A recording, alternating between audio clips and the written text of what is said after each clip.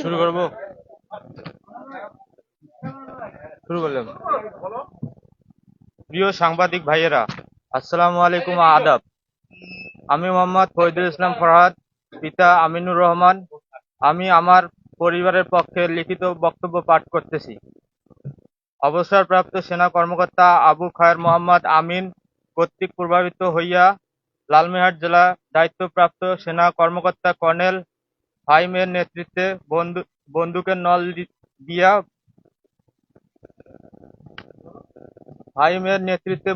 নল দিয়া মৃত্যুর ভয়ভীতি প্রদর্শন করিয়া আমাদের বসতবাড়ি ভেঙে ফেলার সত্য সমবলিত আপোসনামায় 3টি সাদা কাগজে জোরপূর্বক আমাদের স্বাক্ষর গ্রহণ করে।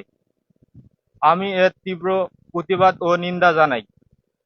প্রিয় সাংবাদিক ভাইয়েরা, প্রকৃত ঘটনা হলো মোহাম্মদ আমিনুল ইসলাম পিতা মৃত্যু অফিজ উদ্দিন ও মুসাম্মদ ময়না বেগম স্বামী মোহাম্মদ আমিনুল ইসলাম, উভয় সাং খাতাপাড়া, থানা আদিতমারি, জেলা লালমনিরহাট। আমরা উভয়ে স্বামী স্ত্রী। বিগত 40 বছর আগে তিস্তা নদীর ভাঙ্গনে আমাদের সহায় সম্বল সবকিছুই বিলীন হয়ে গেছে। পরবর্তীতে আমরা এই জমিতে গত 30 বছর যাবৎ বসতবাড়ি নির্মাণপূর্বক বসবাস করে আসছি। তফসিল বর্ণিত জমির মালিক ছিলেন আবু খায়ের মোহাম্মদ আমিন, অবসরপ্রাপ্ত মেজর, সহ তাহার 3 ভাই। অর্থাৎ 2010 সালে জানুয়ারি মাসে আমাদের বসত বাড়ির জায়গাটুকু আমাদের নামে দলিল করিয়া দিবার মর্মে কিছু টাকা দাবি করেন। পরে ঢাকায় গিয়া আমি রিক্সা চালাই ও আমার পরিবারের অন্যান্য সদস্যরা গার্মেন্টসে কাজ করে টাকা সংগ্রহ করি। পরবর্তীতে তাদের কথা মতো রংপুরে যাইয়া তাহাদের বসতবাড়িতে আবু খায়ের মোহাম্মদ আমিন সহ 3 ভাইয়ের উপস্থিতিতে তাহার মায়ের হাতে একযোগে 2 লাখ টাকা দেই।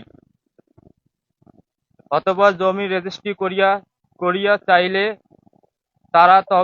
তারা বলে ওখানে আরো জমি আছে, সেগুলো বিক্রয় শেষে তোমাকে দলিল করিয়া দেব। সেই কথার উপর বিশ্বাস করিয়া আমাদের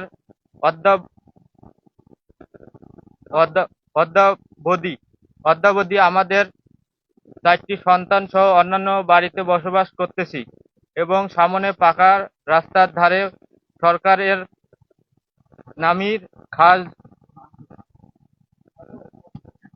নামীয় খাস জমিতে একটি চায়ের দোকান করিয়া জীবিকা নির্বাহ করিয়া আসতেছি। বর্তমান আমাদের ভোগদখলীয় জমির মূল্য বহুগুণ বৃদ্ধি হওয়ায় তারা পুনরায় আরো 2 লাখ টাকা দাবি করে। আমি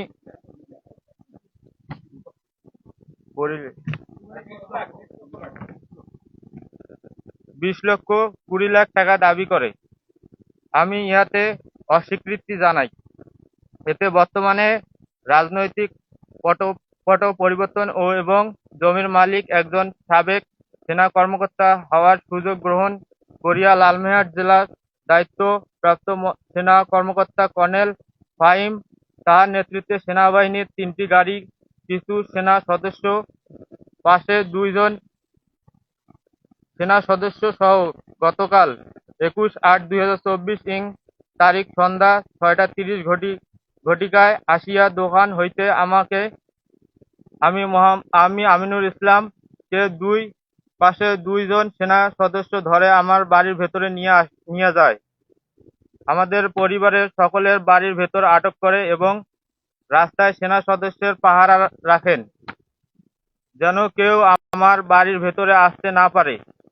অতঃপর আমার বাড়ির ভেতর জমির মালিক সাবেক মেজর আবু খায়ের মোহাম্মদ আমিন তাহার দুই ভাই আব্দুল্লাহ আজাহার, কামাল আজাহার, তাহাদের আত্মীয় সাজু আহমেদ, জেলা জজ কোর্টের কর্মচারী হাফিজুল ইসলাম মেম্বার, হাফিজুর রহমান মেম্বার সহ কয়েকজন উপস্থিত হইয়া আমাদের ভোগ দখলীয় জমির বাবদ বায়নার প্রদানকৃত 2 লাখ টাকা ফেরত গ্রহণ পূর্বক বাড়ির ভাঙার প্রস্তাব দেয়।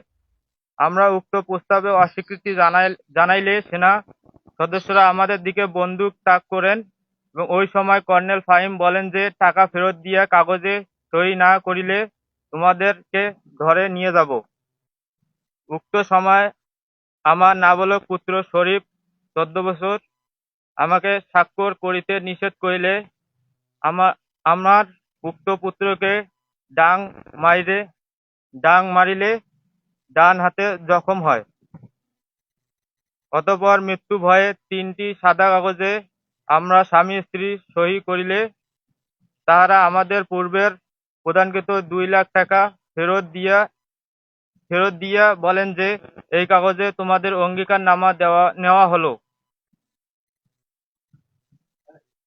তোমরা আগামী 15 দিনের মধ্যে বসতবাড়ি ও দোকানসহ ভেঙ্গে অন্যত্র চলিয়া যাবে, অন্যথায় তোমাদের বাড়িঘর ভেঙ্গে ফেলা হবে এবং তোমাদের হাজতে যাইতে হবে।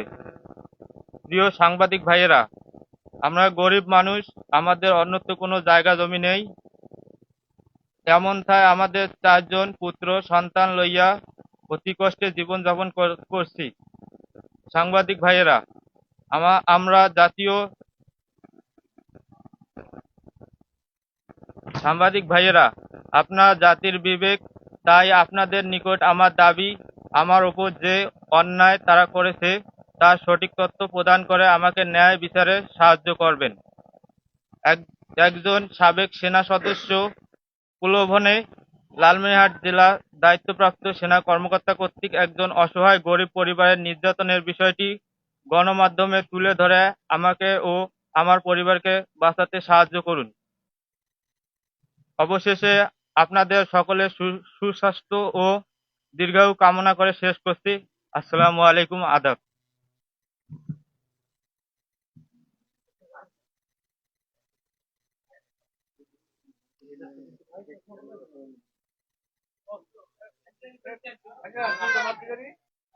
আমিনুর ইসলাম।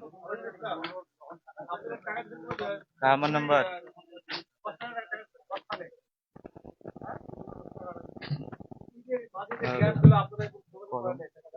যোগাযোগ একটা দেওয়ার পর এমনও কথা কই যে টাকা মেসেজের ঘরে তো ওই যে উনি বসে আছে ওর সামনেও তো কই যে টাকা মেসেজের ঘরে তো আছে ভাই কোনো পেশা শুরু করছি তোমাকে লেগে দিবে।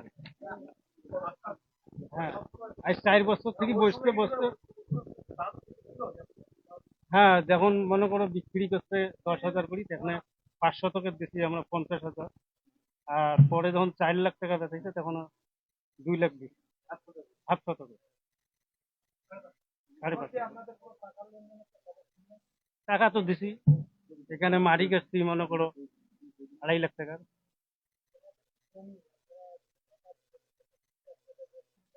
না, ওনারা বিশ্বাস ঢুকাইছে। বিশ্বাসের উপর।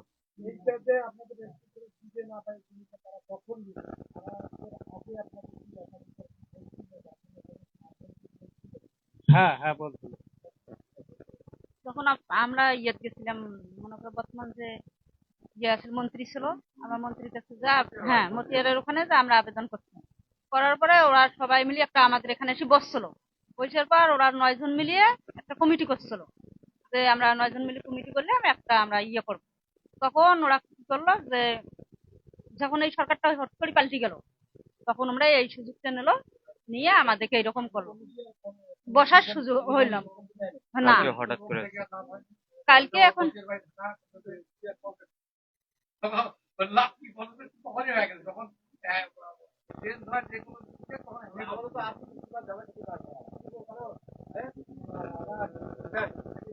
আপনারা একবার কেমনে বসি ফাইনাল উনি দিতে ওইটা ফাইনাল হয়েছে, তারপরে 18 তারিখে বসার কথা ছিল, তখন তারপরে তো হয়ে গেল একটু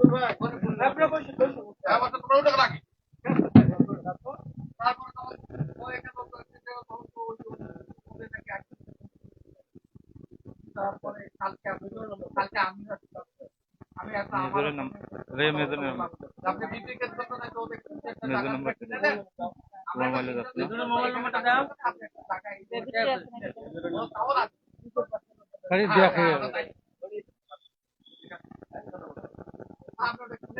এই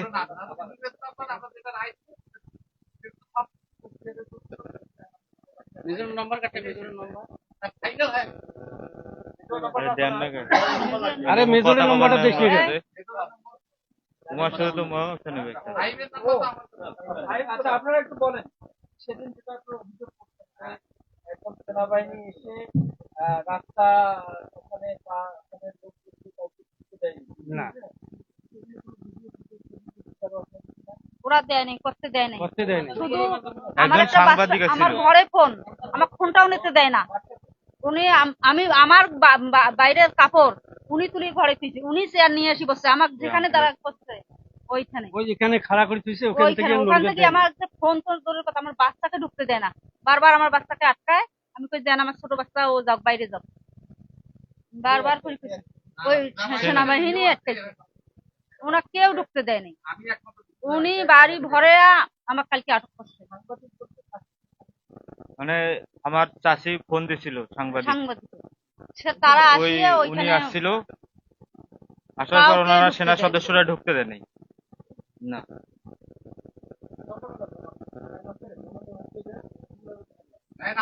আরে মোবাইল আরে সাইনবোর্ড নিয়ে আসি দেখুন স্যার। সাইনবোর্ডে আছে তো বেবিতে আছে।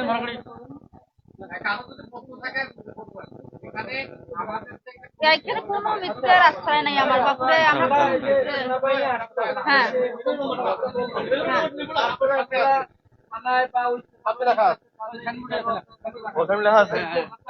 এটা তো গতকালে হয়েছে, গতকালে এটা গতকালে হঠাৎ আর আসছে। ওরা আসিয়ে তো ঘুরিয়ে দরজা খুলছে।